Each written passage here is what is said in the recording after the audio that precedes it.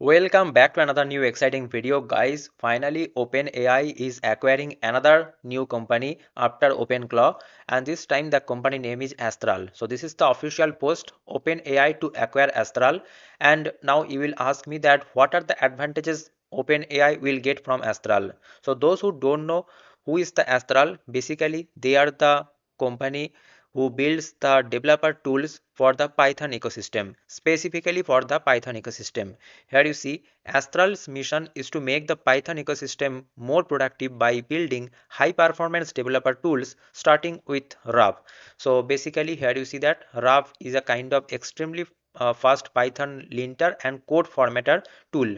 Now you see that in case of Codex or Cursor or Windsurf or this Cloud Code, if you give any prompt to them for executing any task, you will see that they will ask you permission. Now whenever you will give the permission, then they will execute some of the commands, and that command you will notice that are Python command. Okay, and not only that, if they are editing any file, or if they are overwriting anything, okay, or if they are checking anything, or let's say simple code based exploration, or if it is opening that website on browser, you will see that in all of these areas they will execute the Python command. Okay, so in the back end they are executing Python commands to do all of these activities. So that's why these all of these AI coding tools need the Python, and this Astral is specifically for the Python ecosystem. So that's why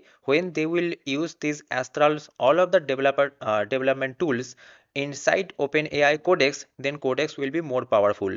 Now what are the developer tools that Astral have made till now?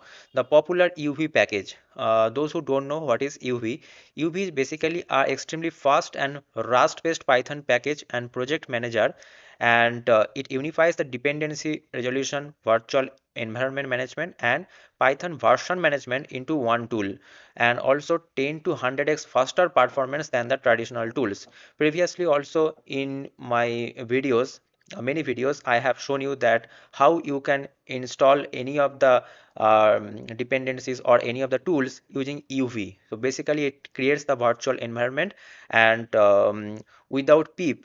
Pip is the very popular, you see that command, right? Many times we use the pip to install the dependencies, but instead of pip, here you see that a unified tool, this UV, can be used, and also it is very fast than the pip, right? So many times what happens that if you install any dependency using pip, then you may get some error, but if you install that dependency using UV, then it will be successful.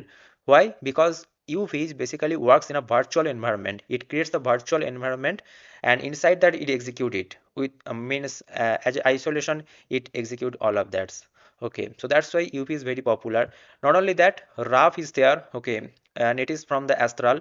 So RAF is for the extremely fast Python linter and code formatter. See, Codex is generating the AI code, but after generating the code, it should be in a good format, right? So that's why we need this RAF also.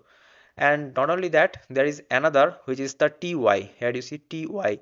So what is TY? TY is for the type checking, and you see they have written, if in you are in a project, you may need to use the UV run or activate your virtual environment first for TY to find your dependency. So TY is basically for the type checker. It discover your install packages in order to check your use of the imported dependencies, means all of the dependency that you have imported inside your project, how they are getting used. So that checking will be done by this TY, and it is very important whenever you are asking any question for a specific files that please implement this, then inside that files what are the dependencies that you have imported, it needs to understand that, and that understanding can be done by this TY because it is expert on that. Okay, so these are the advantages that OpenAI will get when they will integrate it inside Codex, and also we will be also benefited from that, because it will accelerate our development workflow, and also we will get more qualityful code, right? And also it will maintain the software development life cycle, the full life cycle, means generating the code, formatting the code, and managing the dependencies, managing the packages, all of that things. Okay. So expanding the codex beyond coding. So beside coding, there are many things they should take care, and now they are doing this. Okay.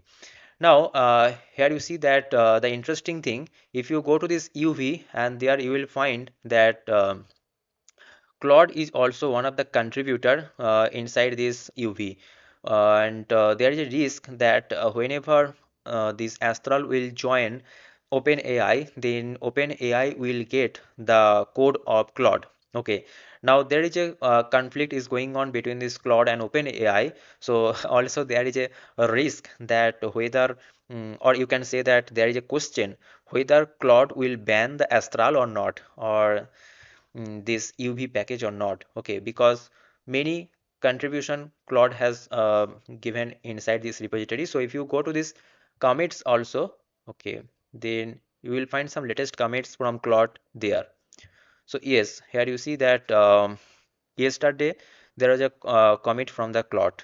Yesterday also, not yesterday. Here you see that day before yesterday, means every day they are contributing something. Okay. So you see another trend that all of these companies like Claude also some days ago acquired Ban, right? Ban was very faster instead of NPM. So they are actually acquiring some of the open source companies. And one of the funny posts that I found on Reddit is this: Anthropic bought Ban and now OpenAI buys Astral. Who knew building a package manager would be so lucrative in 2025 to 2026? So you see that this is very interesting that you don't have to build important and complex things. You can build a simple package manager, and these companies also will acquire it, and also you will get a chance to work with them. And that's why I was telling in my last 3 4 videos that if you are building something great, then you will get a chance to get into all of these companies, because nowadays all of these companies are actually looking for the good open source project. And this is another, here you see, yeah, I wonder if this is the start of buying up open source tooling to control everything. Everyone start a tooling library and see if we can get third tier companies to pay too much on a bunch of city script. Okay, so this is very interesting.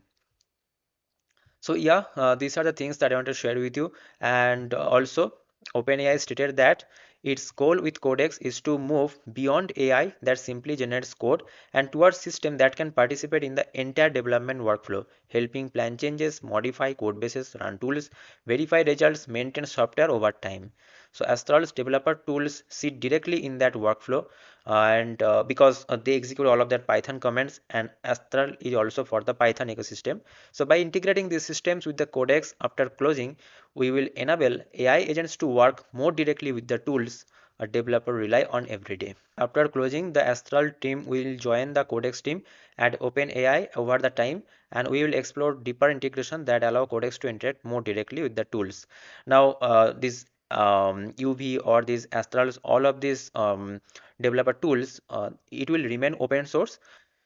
So yes, this is a thing, guys, that I wanted to share with you. I hope that this was extremely helpful for you, this all of this information. And if you found helpful, don't forget to subscribe this channel to get this type of latest content in AI. And see you guys in the next video. Thanks for watching. Bye bye. Take care.